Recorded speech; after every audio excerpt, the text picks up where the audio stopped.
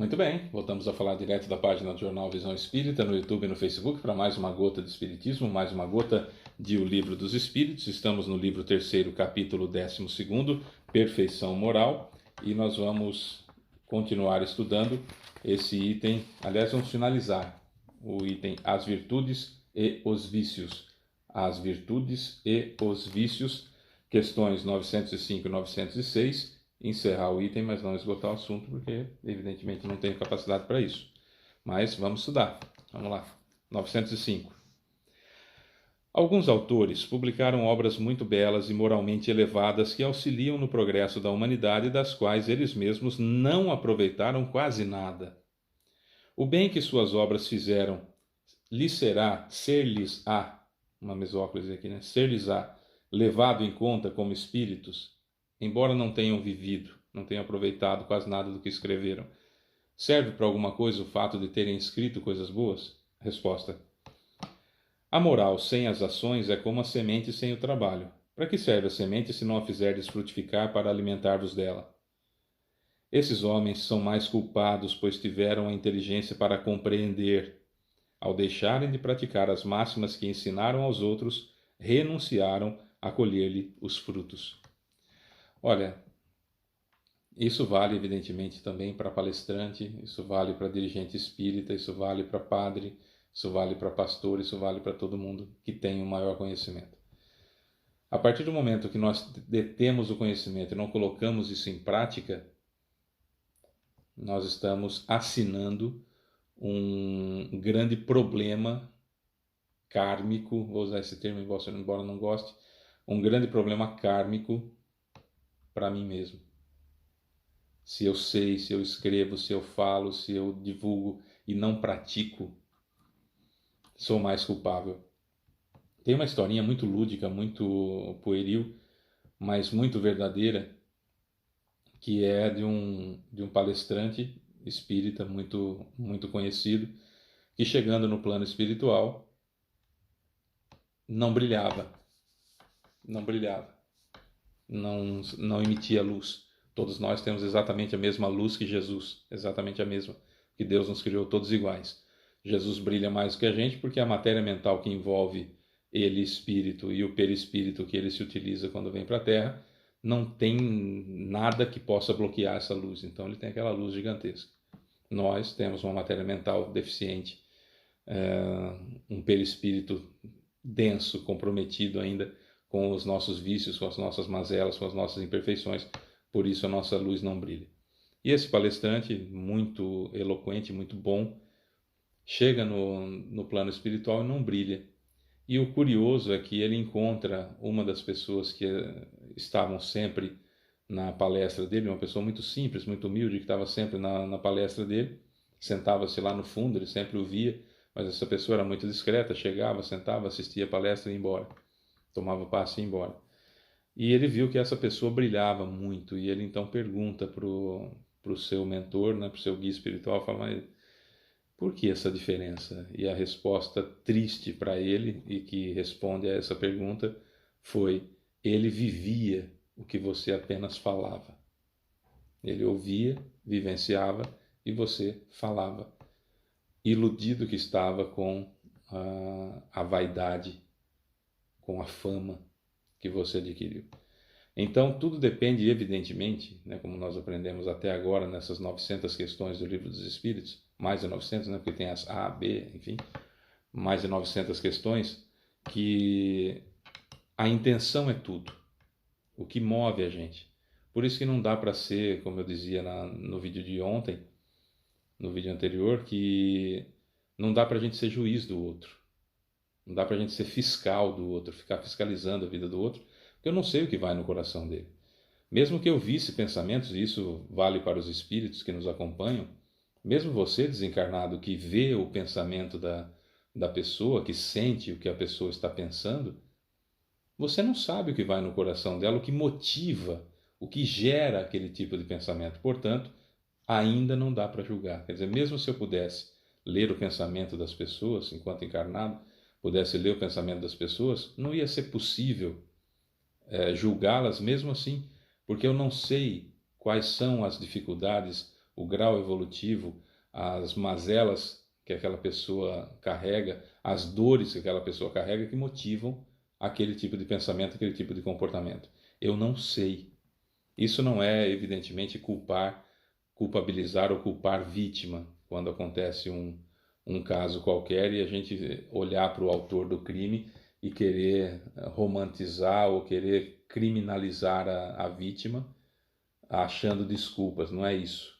E não devemos fazer isso de jeito nenhum. Já estudamos sobre tolerância e o que é a indulgência para com as imperfeições alheias lá na questão 886, quando nós a estudamos aqui nas Gotas do Espiritismo. O fato é que nós não podemos ser juízes, ser fiscais de ninguém, porque a gente não sabe o que motiva a outra pessoa a pensar daquela forma, a agir daquela forma. Quais são, como a gente fala numa linguagem comum, os fantasmas que essa pessoa carrega, os traumas, as dificuldades, o histórico de outras vidas que essa pessoa tem, né?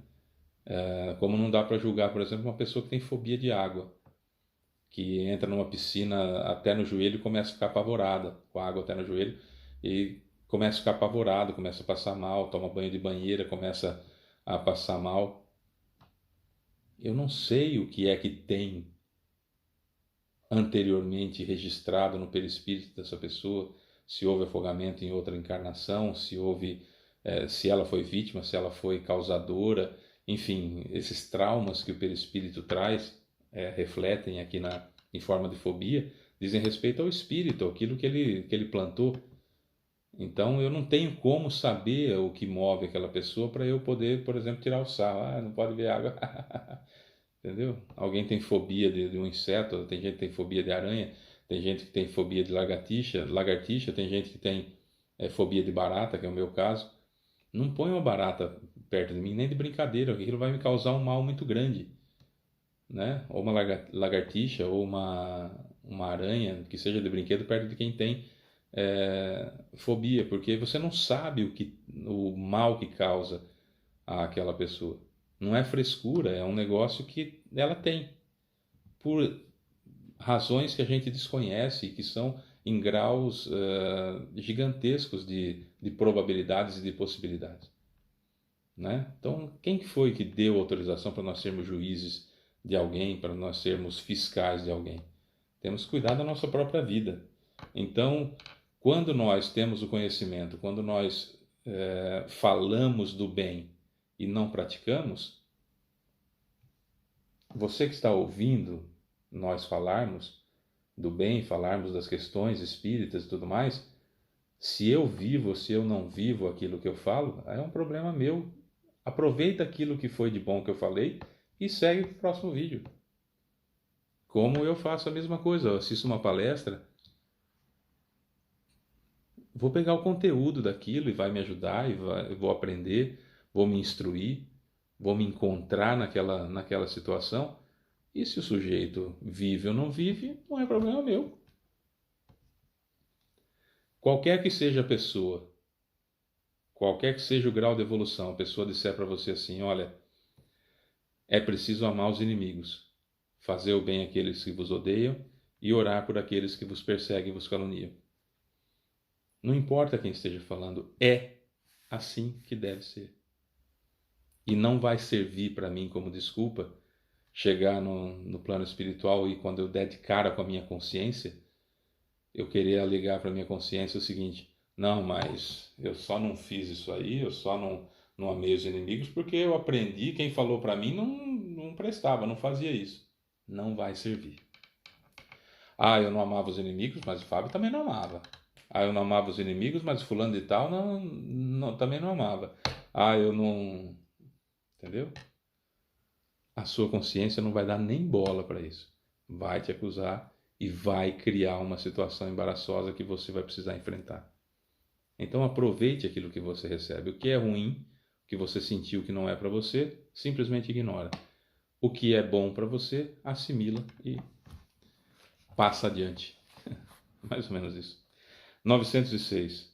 O homem que faz o bem será passível de censura por ter consciência disso e por reconhecê-lo em seu íntimo? Vamos imaginar que eu faça o bem e que eu saiba que aquilo que eu estou fazendo é o bem. E que eu sei que eu estou fazendo o bem porque é o certo a fazer. Eu sou repreensível por isso? Resposta: como tem consciência do mal que faz, deve ter também a do bem, para que saiba se age bem ou mal. É pesando todas as suas ações na balança da lei de Deus e, sobretudo, na lei de justiça, amor e caridade, que poderá dizer, da lei de justiça, amor e caridade, que poderá dizer se suas obras são boas ou más, e aprová-las ou desaprová-las. Portanto, não pode ser repreendido por reconhecer que triunfou sobre as más tendências e por sentir-se satisfeito com isso, contanto que não se envaideça, pois então cairia em outro erro. Tá, se eu fico feliz por estar vencendo as minhas más inclinações e fazendo bem, em vez de fazer aquilo que eu fazia errado o tempo todo, eu devo ficar feliz com isso e entender, conhecer-me o suficiente para saber que agora estou fazendo o certo, sabendo que é o certo, né? Kardec, inclusive, pede para que nós demos uma olhada na questão 919, que nós vamos estudar mais para frente, que é aquela pergunta: qual o meio mais eficiente e prático de aperfeiçoar-se nessa vida, resistindo à tentação do mal? E aí a resposta de Santo Agostinho é: um sábio da antiguidade já vos disse, conhece-te a ti mesmo. E depois tem um tratado extraordinário de conduta que Santo Agostinho passa para a gente, dando exemplo do que ele fazia toda noite antes de dormir, perpassando os seus passos. Extraordinário, nós vamos estudar mais para frente na questão 919. Se você se conhecer, se eu me conhecer, se nós nos conhecermos, é claro que a gente vai ficar feliz em estar fazendo certo em vez do fácil, de ter vencido uma má inclinação, de ter vencido o egoísmo e estar fazendo bem para outras pessoas. Se isso me envaidecer, como eu disse no exemplo pueril de há pouco, né, como no caso do palestrante que se envaidecia com aquilo, aí está incorrendo num outro problema e vai arcar com essas consequências. Agora, Chico Xavier tinha noção do bem que ele fazia? Claro que tinha. Tanto que ele se planejava fazer cada vez mais. Divaldo Pereira Franco tem noção do bem que fazia? Claro, está sempre criando condições de fazer cada vez mais. Madre Teresa de Calcutá tinha noção do bem que fazia? Claro que tinha noção. Se envaidecia com isso? Claro que não. Mas corria atrás da possibilidade de fazer cada vez mais, cada vez mais, cada vez mais, sabendo que aquilo era necessário. Então eu preciso conhecer o bem, porque o mal já estou conhecendo. Então eu preciso evitar o mal, conhecer o bem e fazer o certo em vez do fácil.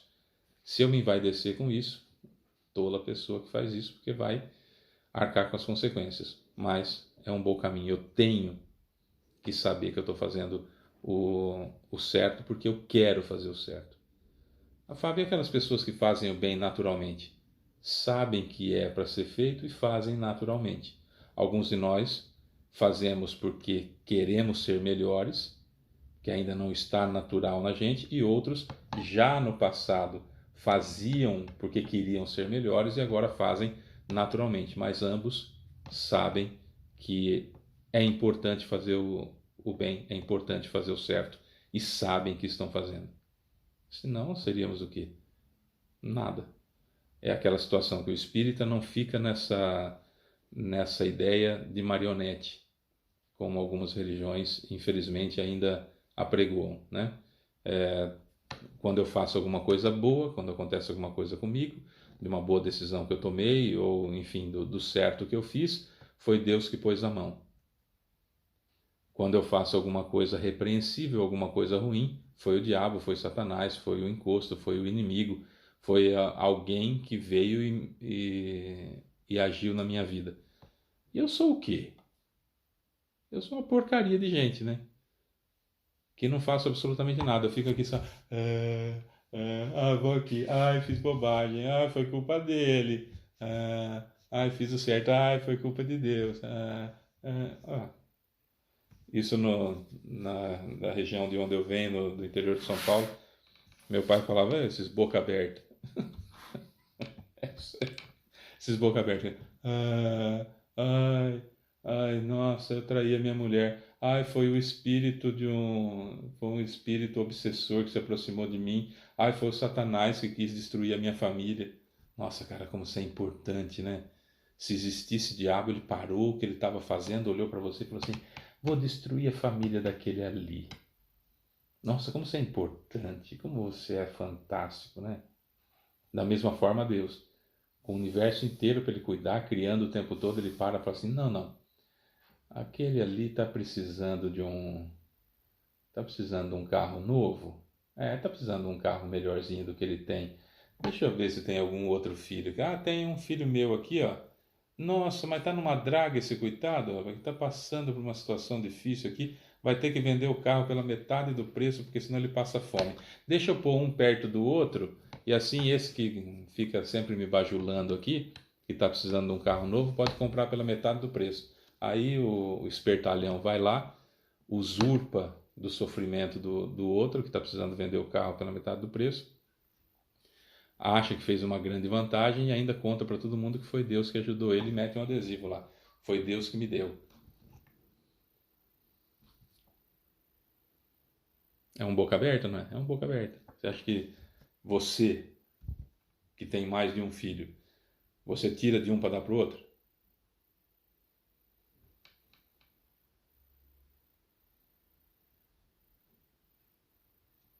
Pensa aí, né?